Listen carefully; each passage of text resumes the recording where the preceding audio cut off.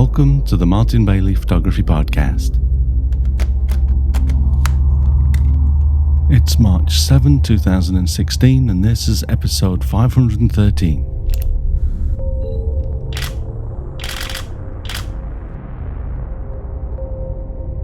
Today, I bring you the concluding episode of a 4-part series to walk through the first of my 2 Japan winter wildlife tours for 2016, with more sea eagles, some ICM, the Oshin Falls, and a seascape, then a foxy finish.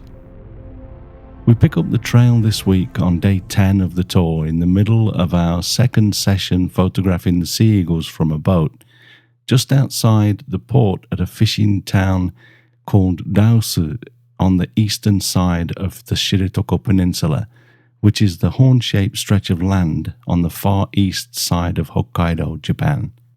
When I first saw this first photograph that we're going to look at today, it took me a few moments to figure out what was actually going on. The Steller sea eagle is the heaviest eagle in the world, though wingspan measurements can actually put it just behind a couple of other species in terms of standard bird measurements. With their weight, though, comes a certain amount of clumsiness. They fly beautifully most of the time, but sometimes they just seem to tie themselves in knots, as this one did here. His lower wing is basically upside down, so the majority of what we see of his wings is the top side, with his belly pointing up diagonally to the top left corner of the photo. But his head is cranked back around the wrong way as he tries to look at something below. This all results in him kind of looking as though he's been turned inside out, so I thought this was a fun shot. The settings for this were 1,000th of a second at f8, ISO 1000 at 400mm. I cropped this in from the top right to remove a couple of other birds in the bottom left corner, giving me a final image size of 28 megapixels from my 5DS-R 50 megapixel camera. I was also using my 100 to 400mm Mark II lens at full stretch for this photograph. This next image is another favourite from the trip. I love it when there's a little bit of snow in the air, as there is in these eagle shots for today, but this one I feel has a really nice extra dimension to the image due to the snow. The pensive look on the face of the Steller sea eagle and the outstretched talons are really cool, as he swoops in to catch that frozen fish that we can see in the bottom right corner. This is cropped in a little from the bottom left corner, giving me a 38 megapixel photograph, and to bring out some detail in his underwings, I've increased the shadows slider in Lightroom to plus 48 and added plus 14 clarity to bring back a little pop that I lose by increasing the shadows. This was shot at 1,000th of a second f8 ISO 1000 with a focal length of 349mm. This next shot is one of those where the appeal of the contents of the image overrides the fact that I've clipped the top of one of these eagle's wings off. Just as this Steller sea eagle swooped down to catch a fish, a white-tailed eagle came in much more quickly and made off with the fish before the Steller sea eagle's eyes. You can almost sense the frustration in the Steller as the white-tailed nonchalantly whisks away his trophy. This was a 1,000th of a second shot again, f8 ISO 1000 at 300mm this time. I've actually done a little more slider juggling with this image than I usually do because the patch of white on the Steller sea eagle's right wing was close to being overexposed. So I've decreased the white slider to minus 87 and the highlight slider to minus 62. Then increased the shadow slider to plus 49 and the black slider to plus 15, then added plus 36 clarity to bring back the punch. This next shot is one of the images that I mentioned last week where I pretty much nailed the composition in camera with the eagle almost filling the frame. So it's totally uncropped, 50 megapixel image, and I can't wait to get some time to print this. I'm working on a large print order as I prepare this podcast, so I'm looking forward to a bit of personal printing after I get back from Tour 2, which will be around the time that I release this episode. This image was shot at f8 with a shutter speed of a thousandth of a second at ISO 1000 and a focal length of 241mm. This was actually the second of two frames, with the eagle's wings down much closer to the water in the first frame, so this second frame was better as he started to gain some loft. Okay, so just two more eagle shots now, I promise.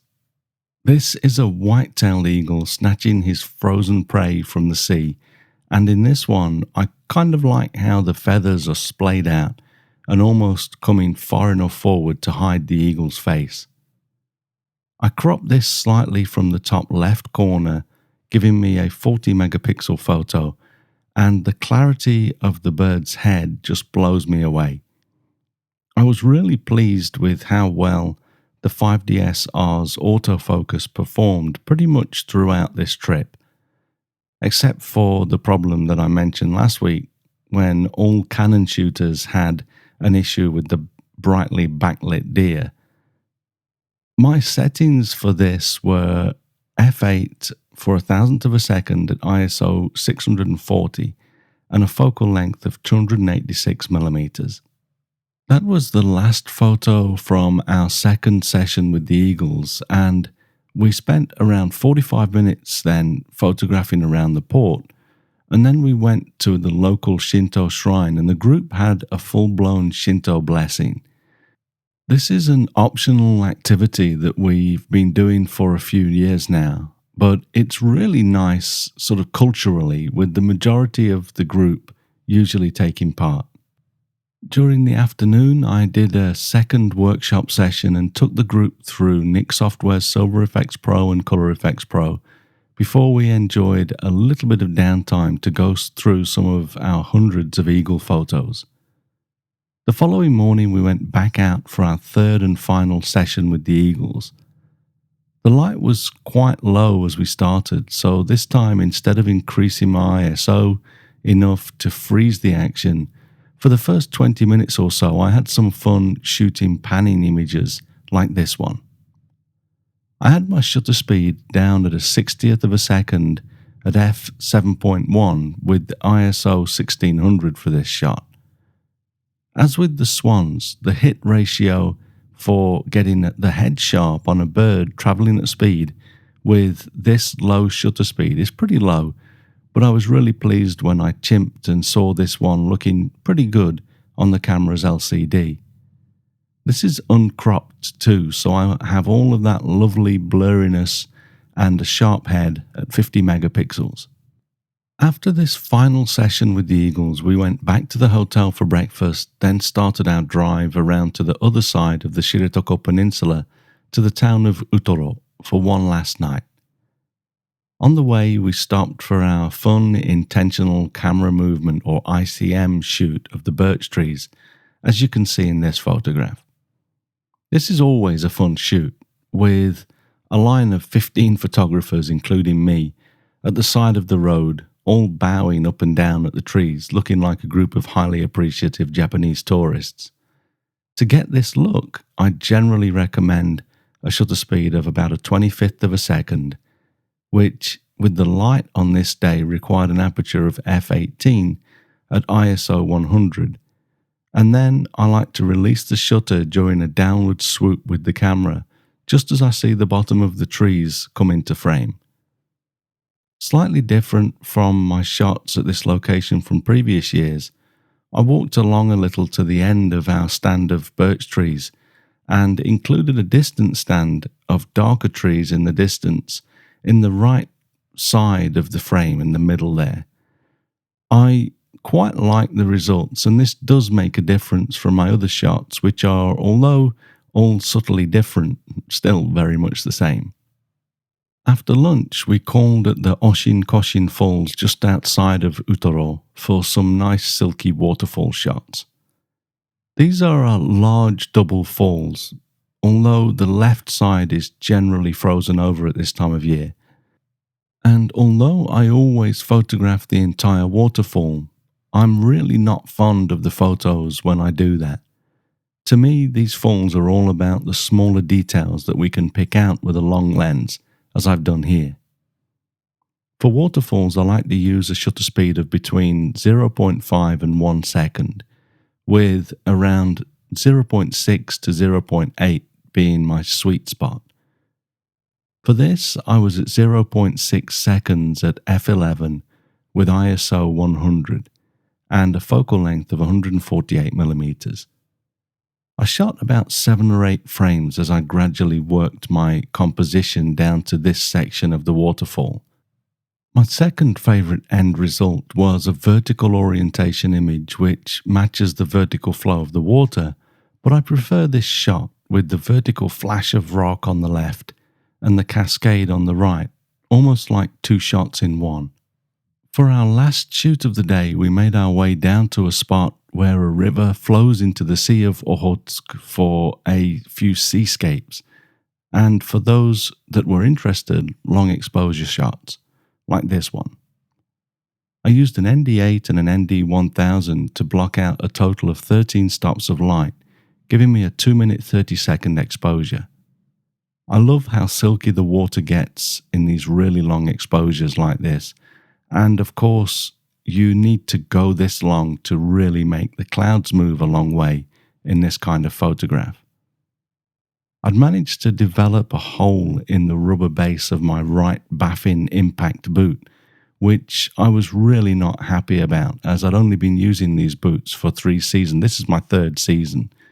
My previous Baffin boots lasted 7 seasons, and even then I only changed them because the soles were wearing down too much. I gave my last pair hell, and they just kept going. So when I get a minute, I think an email to Baffin is in order. Anyway, because of this, as I shot this, my right boot was gradually filling with icy cold water, which was not an incredibly nice feeling. This part of the tour always makes a nice change from the fast-paced shooting of the first 11 days, and after some nice relaxing shoots through the afternoon, we enjoyed our last dinner together in one of the best hotels in Hokkaido before taking a nice walk in the Shiretoko National Park on our final morning, day 12.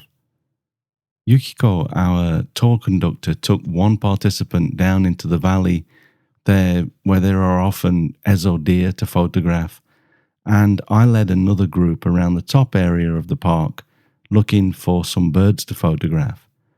We saw some pygmy woodpeckers and a few other species, but they were mostly too far away to shoot, so I didn't get anything worth sharing.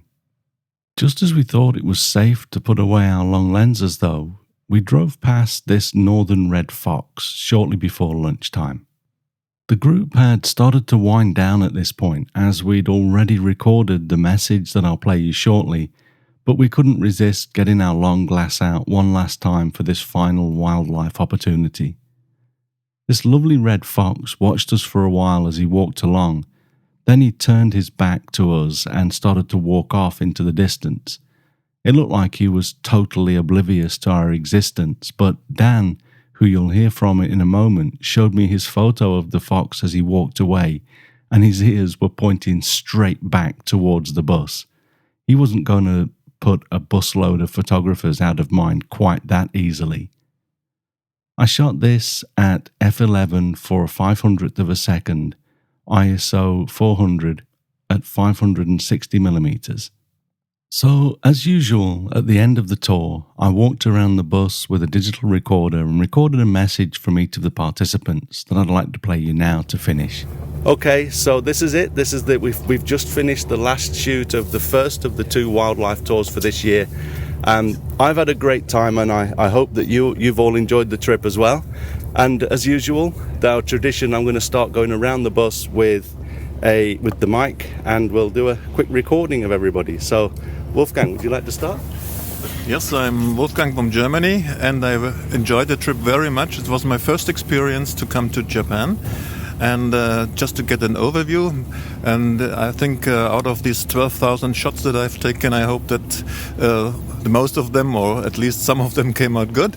Yeah. And it was the highlights for me was sitting on the bridge in the morning and seeing this mystic atmosphere. There were the cranes. That was one of the highlights for me, and also, of course, the Stellar's eagles. That's what I came for. It was one of the points, and even the monkeys were great. So every aspect of the trip was great for me, and I hope that I can come back and focus on some special things more than just shooting so much. Okay. Thank you. Yeah, thank you.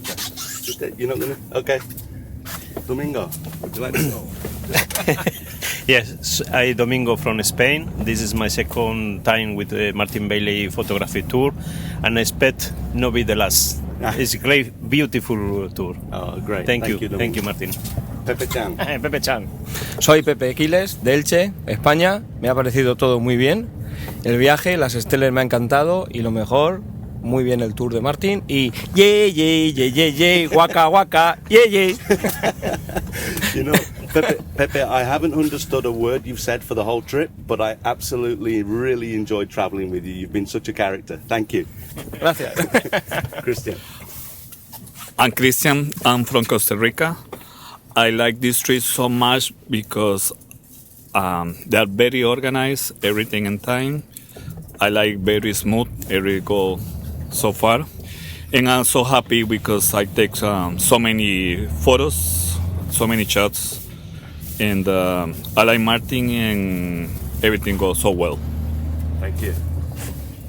Richard, would you like to say a few words? Hi, I'm Richard from South Africa. I'd just like to thank Martin and Yukiko for a most amazing holiday. The experiences will live with me for a lifetime. It's absolutely fantastic. I'll definitely be back on one of the other trips, if not back to Japan. Thank you, guys. Thank you. Thank you, Richard. Jose. I'm Jose from Spain. I am very happy with this trip and very good organization. Thanks and Martin and Yukiko and all the todos los participantes. Gracias. Thank you very much. Thank you, Jose.